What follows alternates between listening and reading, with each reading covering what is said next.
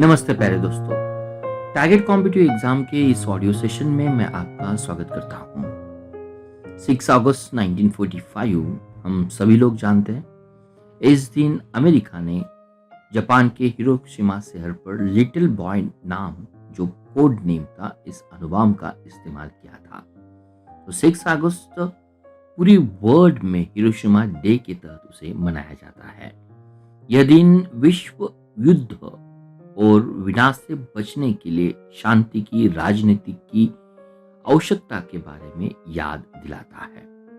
परमाणु बम के विनाशकारी प्रभावों के बारे में जागरूकता बढ़ाने के लिए हर साल 6 अगस्त को हम हिरोशिमा दिवस मनाते हैं। 6 अगस्त 1945 को अमेरिका ने जापान के हिरोशिमा शहर पर परमाणु बम गिराया था। हिरोशिमा शहर पर गिराए गए परमाणु बम का नाम लिटिल बॉय था। तो लिटिल बॉय क्या था? लिटिल बॉय ये परमाणु बम का नाम था जो अमेरिका ने जापान के हिरोशिमा शहर पर डाला था। नेक्स्ट बात आती है अर्ली वार्निंग मोबाइल ऐप, जिसे हम EEW कहते हैं। EEW का नाम आता है earthquake early warning mobile app. तो उत्तराखंड के जो CM हैं पुष्कर सिंह धामी, उत्तराखंड के मुख्यमंत्री पुष्कर सिंह धामी ने IIT रुड़की के साथ ये अर्ली वार्निंग सिस्टम या अर्ली वार्निंग मोबाइल ऐप, जो अर्थक्वेक के बारे में, भूकंप के बारे में जो चेतावनी देता है, उस ऐप को लॉन्च किया गया है। इस ऐप का नाम है उत्तराखंड भूकंप अलर्ट। उत्तराखंड भूकंप अलर्ट किसके साथ बनाकर कर दिया तो उसका नाम आएगा IIT रुड़की। तो उत्तराखंड भूकंप अलर्ट ये Uttarakhand state disaster management authority का जो स्पॉन्सर प्रोजेक्ट है, उसके अंतर्गत उसे बना दिया गया है। तो एज ये earthquake early warning mobile app है, तो इस ऐप के तहत इमारत के अंदर फंसे लोगों के स्थान के बारे में भी विवरण देने की क्षमता इसमें है। एक रियल टाइम भूकंप सूचना प्रणाली है। Warning before the significant tremor, eight the same times information about the occurrence of earthquake देने की संभावना इस मोबाइल के ऐप के तहत होती है। हम सभी लोग जानते हैं पृथ्वी के स्थल मंडल, जिसे हम लिथोस्फीयर कहते हैं, जो इंस्टेंटेनियस एनर्जी रिलीज हो जाती है, it generate the seismic waves.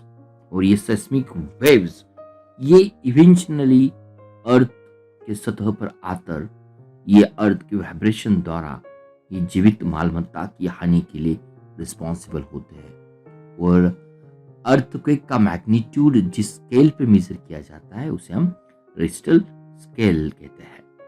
Next बात आती है टोक्यो ओलंपिक 2010 की इंडियन रेसलर रवि कुमार दाही, जो भारतीय पहलवान रवि कुमार दहिया ने पुरुषों के 57 किलोग्राम फ्रीस्टाइल कुश्ती में, जिसे हम फ्रीस्टाइल रेसलिंग कहते हैं, इस कुश्ती में रजत पदक को जीता है। फाइनल में उनकी हार रशिया के जो रेसलर थे, उनका नाम जो था जाहूर गुएवी, उनके साथ उनकी हार हुई थी। तो इंडिया के लिए ये टोक्यो ओलंपिक का दूसरा रजत पदक है। At the same time Ravi Kumar ये इंडिया के 5th इंडियन रेसलर है आफ्टर खाशाबा जाधव, सुशील कुमार, योगेश्वर दत्त और साक्षी मलिक के बाद, जिन्होंने ओलंपिक में रेसलिंग में पदक को जीत लिया है। नेक्स्ट बात आती है मनन भट्ट, जो नेवी वेटरन है। उन्होंने जिस बुक को लिखा है, उस बुक का या पुस्तक का जो शीर्षक है Balakot air strike, how India avenge Pulwama. तो नौसेना के दिग्गज मनन भट्ट ने बालाकोट एयर स्ट्राइक और पुलवामा आतंकी हमले पर यह किताब लिखी है। किताब का शीर्षक है Balakot air strike, how India avenge Pulwama. इस किताब के लेखक है मनन भट्ट। ये नौसेना के दिग्गज है। This things we have to understand. Next बात आती है, असम गवर्नमेंट ने नाबार्ड के साथ विकास परियोजनाओं को निष्पादित करने के लिए समझौता ज्ञापन पर हस्ताक्षर किए हैं।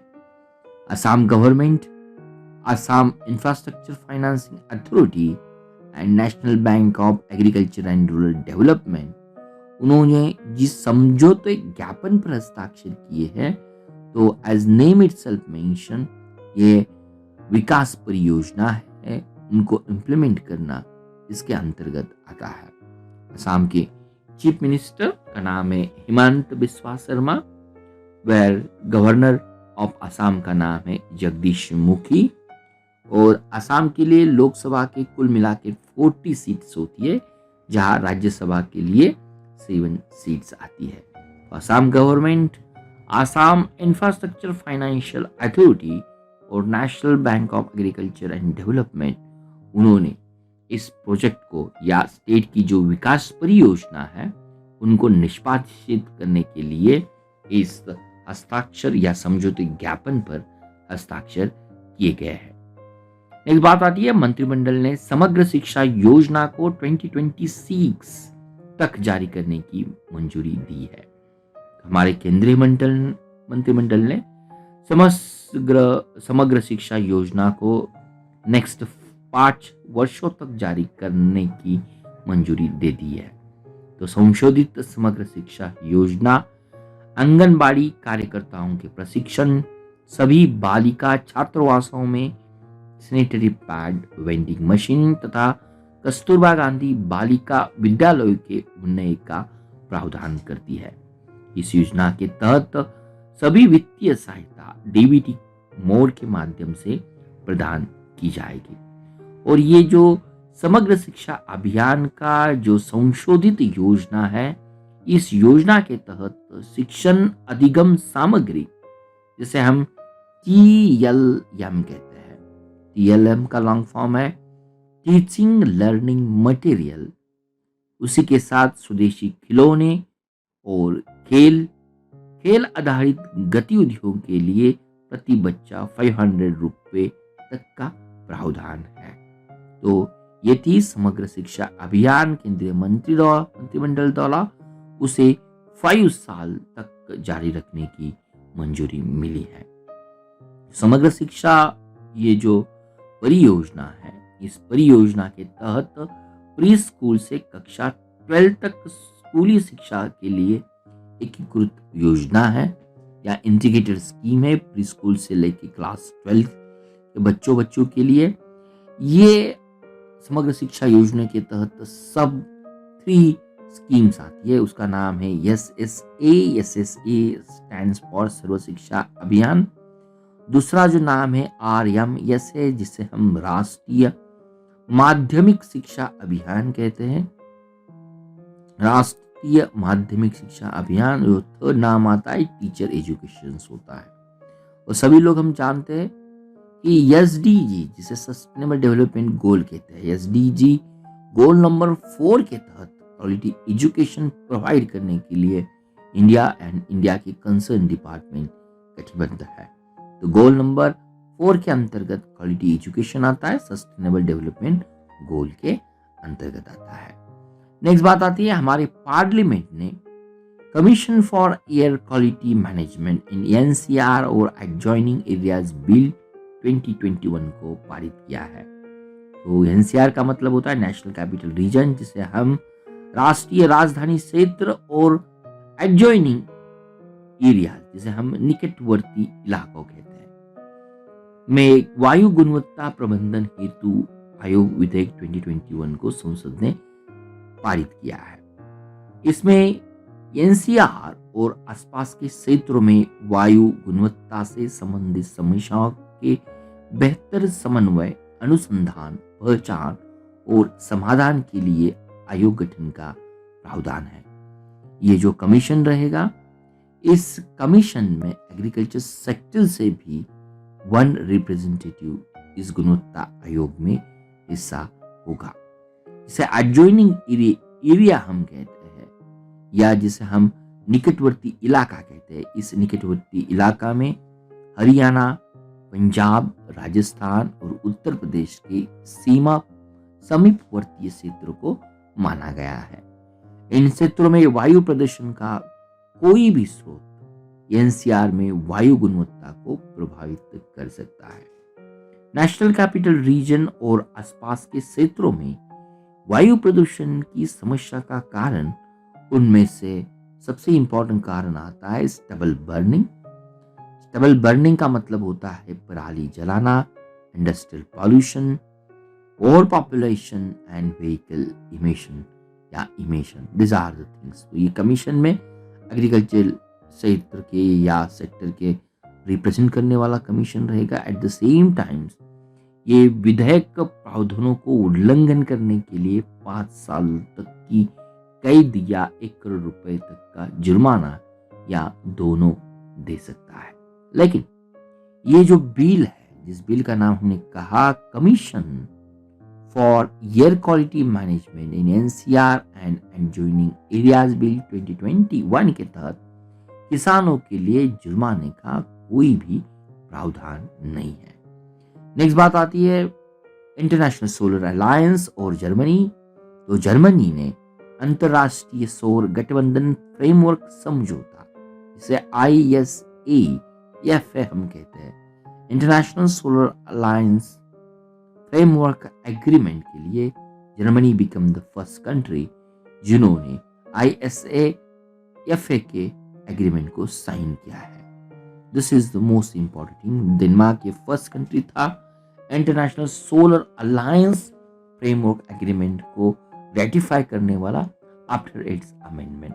इंटरनेशनल सोलर अलायंस फ्रेमवर्क ये अमेंडमेंट की गई थी, इस तरह से अमेंडमेंट की गई थी ताकि संयुक्त राष्ट्र के कोई भी सदस्य देश इंटरनेशनल सोलर अलायंस में शामिल हो सके। अब केवल ट्रॉपिक्स वाली कंट्री, जिसे हम उष्णकटिबंधीय देश कहते हैं, उष्णकटिबंधीय क्षेत्र के बाहर के देश भी इस समूह में शामिल हो सकते हैं। 2015 में पेरिस के कॉन्फ्रेंस ऑफ पार्टी के 21 सेशन में प्रधानमंत्री मोदी जी और फ्रांस के राष्ट्रपति द्वारा संयुक्त द्वारा ये इंटरनेशनल सोलर अलायंस की स्थापना की गई थी। ये एक इंटर गवर्नमेंट ऑर्गेनाइजेशन है जिसका मुख्यालय हरियाणा के गुरुग्राम में स्थित है। और इंटरनेशनल सोलर अलायंस का मेन उद्देश्य सौर ऊर्जा के तेजी से और बड़े पैमाने पर उपयोग के माध्यम से पेरिस जलवायु समझौते के कार्यान्वयन में योगदान देना है। अंतर्राष्ट्रीय सौर गठबंधन international solar alliance framework agreement, जिसे हम फ्रेमवर्क समझौता कहते हैं, नवंबर 2016 में माराकेच में हस्ताक्षर के लिए ये खोला गया था। नेक्स्ट बात आती है न्यायमूर्ति वी.एम. कनाडे। न्यायमूर्ति वी.एम. कनाडे ये महाराष्ट्र के लोक आयुक्त हो गए। उच्च न्यायालय के सेवानिवृत्त न्यायाधीश वी.एम. कनाडे ये महाराष्ट्र के लोकायुक्त हो गए। और हम सभी लोग जानते हैं लोकायुक्त की स्थापना हमारे देश में पहली बार महाराष्ट्र के राज्य में हुई थी। इसकी स्थापना महाराष्ट्र लोकायुक्त और उप लोकायुक्त अधिनियम 1971 के तहत हो गई थी। लोकपाल राष्ट्रीय स्तर पर भ्रष्टाचार के आरोपों की जांच करने के लिए जिम्मेदार है, जबकि लोकायुक्त राज्य स्तर पर भ्रष्टाचारों के आरोपों की जांच करता है। लोकायुक्त हम कहेंगे एक वॉचडॉग के रूप में कार्य करता है, भ्रष्टाचार के खिलाफ लड़ाई में उनकी भूमिका निभाता है। कोई भी नागरिक, सरकारी अधिकारी या निर्वाचित प्रतिनिधियों के खिलाफ भ्रष्टाचार की शिकायत लोकायुक्त में दर्ज करा सकता है। नेक्स्ट बात आती है डिसेंट्रलाइज, जिसे हम बायोमेडिकल वेस्ट इंसिनरेटर कहते हैं, जो बक्सार बिहार में स्थापित किया गया था। Decentralise biomedical waste incinerator. Principal scientific adviser prime minister की जो है प्रोफेसर के विजय राघवन उन्होंने डिसेंट्रलाइज बायोमेडिकल वेस्ट इंसिनरेटर को बक्सार में ये उसको स्वागत किया गया है। ये जो इंसिनरेटर है बायोमेडिकल वेस्ट के लिए, ये गणेश इंजीनियरिंग वर्क्स द्वारा उसे विकसित किया गया है। और बायोमेडिकल वेस्ट ट्रीटमेंट इनोवेशन जो चैलेंज लॉन्च किया गया था जून 2020 में, वेस्ट टू वेल्थ मिशन के तहत इस टेक्नोलॉजी को सिलेक्शन किया गया है। डिसेंट्रलाइजेशन बायोमेडिकल वेस्ट इंसिनरेटर की जो खासियत है, ये प्रति घंटे कपास, प्लास्टिक या इसी तरह की जो सामग्री से बनने 50 किलो बायोमेडिकल कचरे का प्रबंधन में सक्षम होता है। उसके लिए जो जगह लगती है, this is a portable device होता है। 2 वर्ग मीटर की क्षेत्र और 0.6 किलोवाट आवर की बिजली उसे आवश्यकता लगती है। तो बायोमेडिकल वेस्ट मैनेजमेंट करने के लिए जो बायोमेडिकल वेस्ट मैनेजमेंट रूल्स 2016 है, इसके तहत ये इंसिनरेटर बिहार के बक्सर जिले में स्थापित किया गया है। नेक्स्ट बात आती है, इंडिया का first indigenously design and built aircraft carrier है, जिसका नाम आता है INS आई विक्रांत। इंडिया का फर्स्ट इंडिजिनियस एयरक्राफ्ट कैरियर है। इस कैरियर की जो ट्रायल्स है, ये कोस्ट ऑफ कोची में उसे स्टार्ट किया गया है। उसे डिजाइन किया गया था इंडियन नेवी के डायरेक्टर ऑफ नेवल डिजाइन, जिसे DND कहते हैं, डायरेक्टर ऑफ नेवल डिजाइन, और उसे कोचिन शिपयार्ड लिमिटेड में उसको बिल्ड किया गया था। ऑलमोस्ट ये INS Vikrant indigenously developed aircraft carrier होगी। 75% इंडिजिनस कंटेंट उसमें है और ये कमीशन की जाएगी ईस्टर्न नेवल कमांड पर। INS विक्रांत की जो खासियत है, 262 मीटर लॉन्ग, 62 मीटर वाइड और हाइट उसकी 59 मीटर है। और ऑलमोस्ट उसका जो स्पीड होगा ये अराउंड 20 किलोमीटर नॉट्स का होगा। तो ये completely design model 3D dimension ने उसको मॉडल किया है। मुझे पूरी उम्मीद है ये आज की सुर्खियां ने अच्छी तरह से सुनाई होगी। Maybe hopefully it will going to the helpful. Thank you very much.